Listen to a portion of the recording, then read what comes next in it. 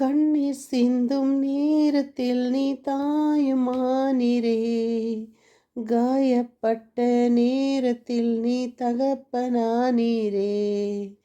கண்ணீர் சிந்தும் நேரத்தில் நீ தாயுமானீரே, காயப்பட்ட நேரத்தில் நீ தகப்பனானீரே.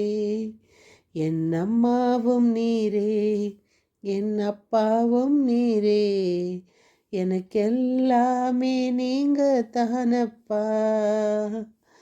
என் கூடவே இரும் ஓ இயேசுவே, நீர் இல்லாமல் நான் வாழ முடியாது.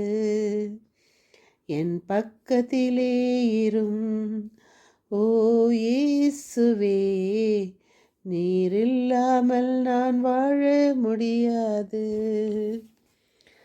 ஆம் என் இனிய உள்ளங்களே, இயேசு இல்லாமல் நம்மால் ஒரு நிமிடம் கூட வாழ முடியாது.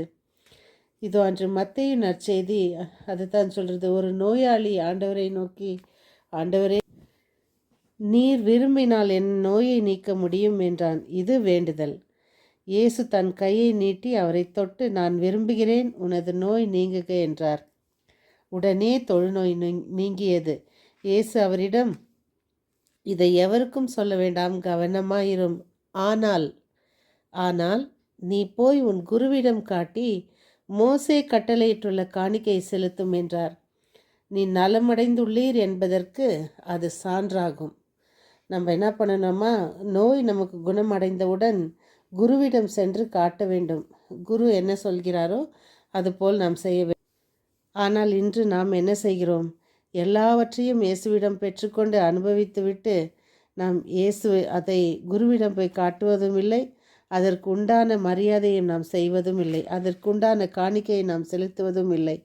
இதைத்தான் நாம் இன்று நன்றி கெட்ட மனிதர்களாக நாம் வாழ்ந்து கொண்டிருக்கிறோம். இதோ அதனால்தான் அன்னை மரியா நமக்காக ஒவ்வொரு நாளும் நம்மை கைப்பிடித்து இயேசுவிடம் அழைத்து செல்கிறார். அதற்காக தூய ஆவியானவர் நம்மை இறைவனிடம் கொண்டு சேர்க்க நம்மை ஆட்கொண்டு நம்மை ஆட்சி செய்கிறார். நாம் தொடரும் சங்கீத தொடர்ச்சி 30:1-2-3. ஆண்டவரே, உம்மை ஏத்தி புகழ்வேன், ஏனெனில் நீர் என்னை கை தூக்கி விட்டீர். என்னை கண்டு என் பகைவர் மகிழ நீர் விடவில்லை. பாருங்கள், நோயில் நம்மளை ஆண்டவர் விடல, கஷ்டத்தில் நம்மளை விடல, அதனால் நம்மளை கை தூக்கி விட்டார்.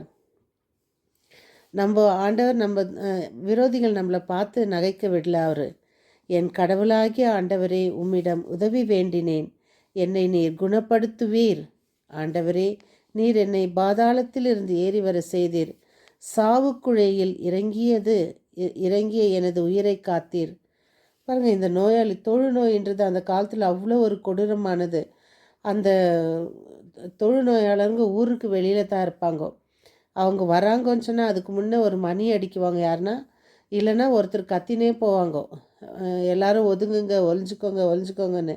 அந்த ஆண்டவர் பாருங்கள், பாதாளத்திலிருந்து ஏறி வர செய்தீர், சாவுக்குழியிலிருந்து எனது உயிரை காத்தீர். நீதிமொழிகள் 14:25-26-27. உண்மை சான்று உயிரை காக்கும், பொய் சான்று ஏமாற்றத்தையே தரும். ஆண்டவரிடம் கொள்ளும் அச்சம் ஒருவருக்கு திட நம்பிக்கை அளிக்கும்.